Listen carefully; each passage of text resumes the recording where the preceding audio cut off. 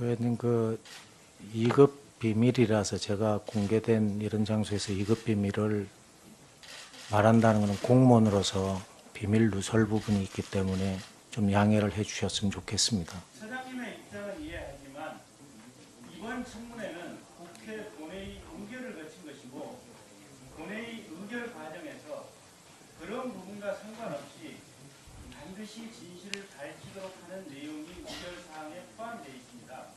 그래서 경우에 따라서는 사장님께서도 국회 모욕죄로 형사처벌될 가능성이 있다는 점을 미리 경고드리면서 다시 한번 답변을 촉구드리겠습니다.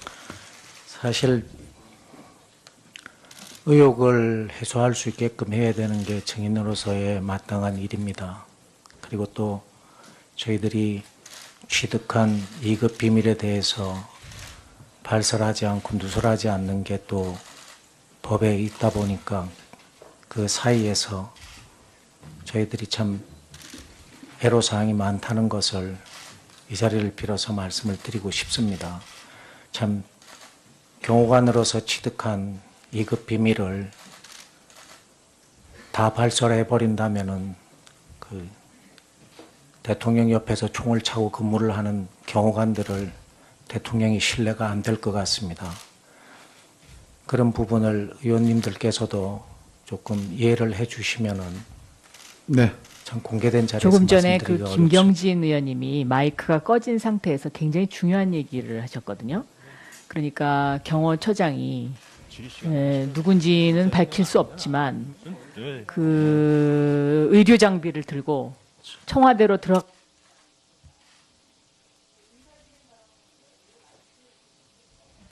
그러게 말입니다.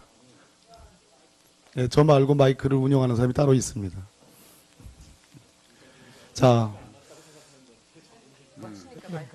예, 저는 컨트롤하지 않았는데 자, 마이크를 아마 다시 켜주세요. 별도 위원장이 따로 있는 자, 모양입니다. 경호처장이 와서 누군가 의료 장비를 들고 청와대로 들어간 사람이 있었다. 그 얘기를 하셨어요. 예?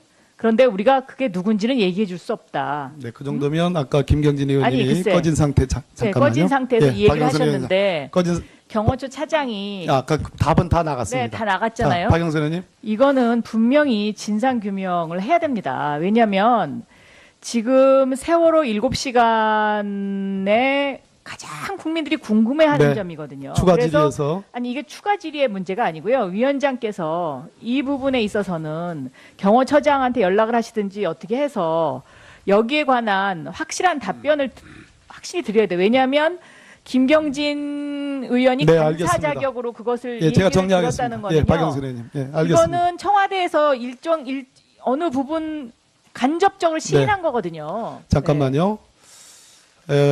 좀 정리를 좀 드리겠습니다.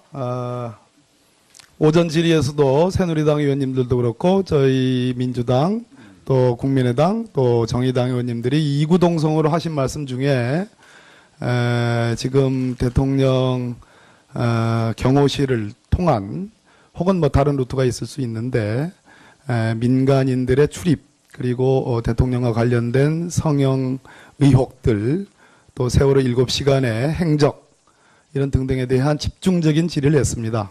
조금 전에 김경진 간사께서 마이크가 꺼진 상황에서 이영석 경호차장에게 아마 두 분 사이에 나눴던 대화 내용의 일부를 지금 박영선 의원님 지적한 것처럼 물어봤습니다. 이영석 차장님은 저한테 오셨을 때는 제가 좀 거절한 그런 상황이었기 때문에 이런 얘기를 나누지는 못했습니다. 그런데 아마 김경진 간사님하고는 이런 얘기를 나눴던 모양입니다.